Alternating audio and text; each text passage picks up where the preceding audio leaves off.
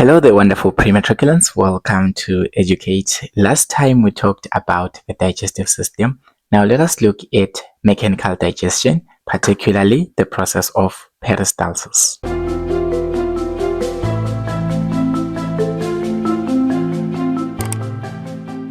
So basically, mechanical digestion refers to the physical breakdown of large food particles into smaller particles.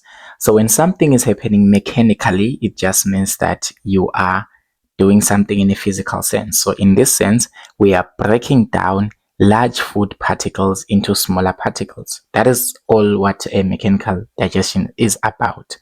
So we need to look at digestion to say which processes actually break down the big food particles or the large food particles into smaller food particles, because you cannot swallow a whole apple exactly as round as it is. I don't know if it's round, but exactly as it is, but you need to break it down into smaller particles.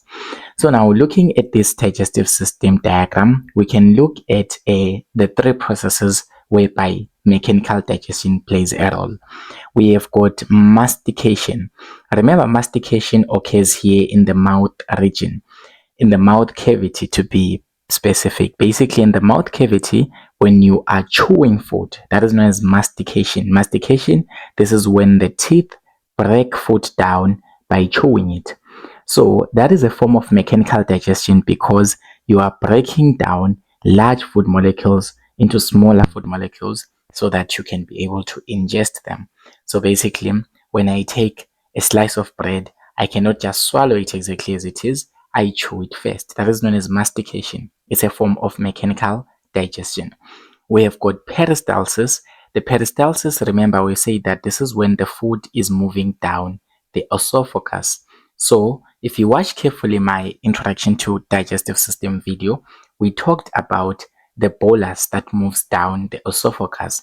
Basically, when you've got a bolus and the bolus is moving down the esophagus, that is a mechanical process because the bolus, it is moving down, all right, physically in a sense. So basically, that's what we're going to focus on the most, which is peristalsis. That's why I titled the video Mechanical Digestion Peristalsis. So we have got also the churning. This is when the stomach muscles are mixing the food with gastric juice, which is hydrochloric acid, as well as other enzymes. Remember that the stomach, when the bolus reaches the stomach churns the food, or it mixes the food up. It mixes the bolus specifically. It mixes it with hydrochloric acid so that acidic chyme can be produced. All of these have been covered in my previous video, so I'm more interested in talking about peristalsis. Peristalsis. Now, a quick question. Do you think someone standing with their head upside down can swallow food until it reaches the stomach? Now, let's just assume that you stand with your head. That is, you stand upside down. Of course, you stand with your head, when you're playing and stuff. And then we give you a spoon of food. Would you be able to swallow the food? Will the food go up, like literally go up into your stomach? Or the food will go down because, everything just goes down? Now, to answer the question, we'll just flip this diagram. So now the person is now upside down, and then we are putting some food into his mouth. So as we are putting some food into this mouth, the food will go to the stomach even though the person is upside down. The food, it will go up. In this case, it's no longer going down. It will go through the esophagus up. And people will be like, how come? Because the person is upside down. Why is the food not coming back to the mouth? The peristalsis, it is what actually moves the food through the esophagus, not gravity. So now, to answer using peristalsis, we look at a cross-section of the esophagus. So this is the esophagus. This is your esophagus in 3 stages. So we'll look at each stage carefully and how a bolus moves in each stage. So this is the esophagus that I've highlighted in red. This is this part here whereby the bolus moves towards the stomach. So now, to describe the process of peristalsis, which is usually around 4 marks, you use these four points. So when you want to describe peristalsis, so basically you can see that we've got a bolus, which is just the bowl of food that has been mixed at the mouth by the tongue and whatnot. So this is your bolus. So the areas that are above the bolus, they contract. All right. So basically, we are talking about these areas that are found above the bolus. We are talking about the regions here above the bolus. Okay. You can see that these are the regions of the esophagus above the bolus, right? So now when we say that they are contracting, it means they are narrowing or they are closing up. The bolus is beneath those layers. So these layers that are above, you can see that these arrows are indicating that this is contracting or this is narrowing. Okay, the areas that are above the bolus, grade 10, grade 11s, they are becoming narrow. What do you expect to happen? When these layers narrow, obviously the bolus will be pushed down because you can see that here the bolus is at this particular position. This is where the bolus, the bowl of food is. So when these areas that are above, they start narrowing or they start constricting or they start contracting, becoming smaller, the bolus under them, it will be pushed down. So basically you say that the areas above the bolus, they contract, and then when they contract to push the bolus downwards. So basically they contract so that the bolus could be pushed downwards.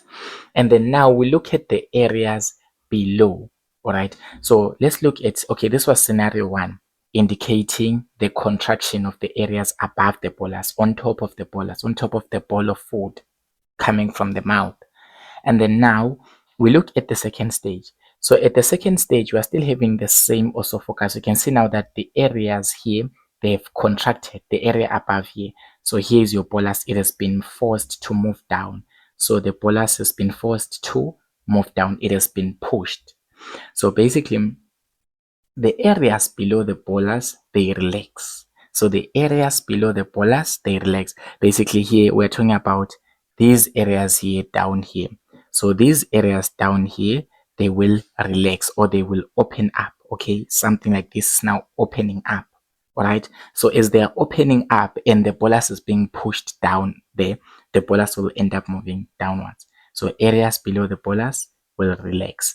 And then this will allow the bolus to move through the esophagus. It can be down or up. So this is biased a bit. So basically, this allows the bolus or the bowl of food to be able to move through the esophagus towards the stomach.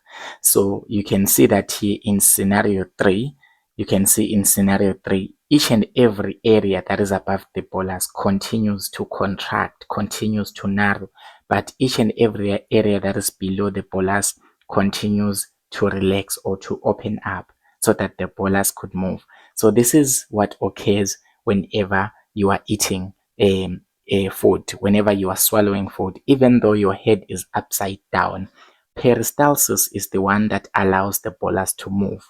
Basically, the contractions that are happening above the bolus are the ones that push the bolus.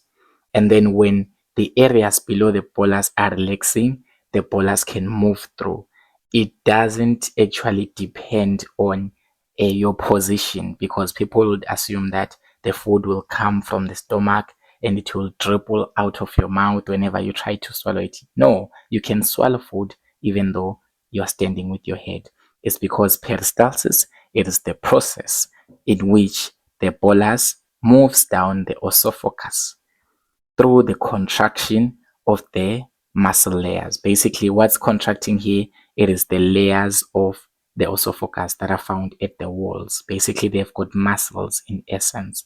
So thank you, grade 11s, for watching this video. Don't forget to subscribe to the channel and tell your friends to stay tuned.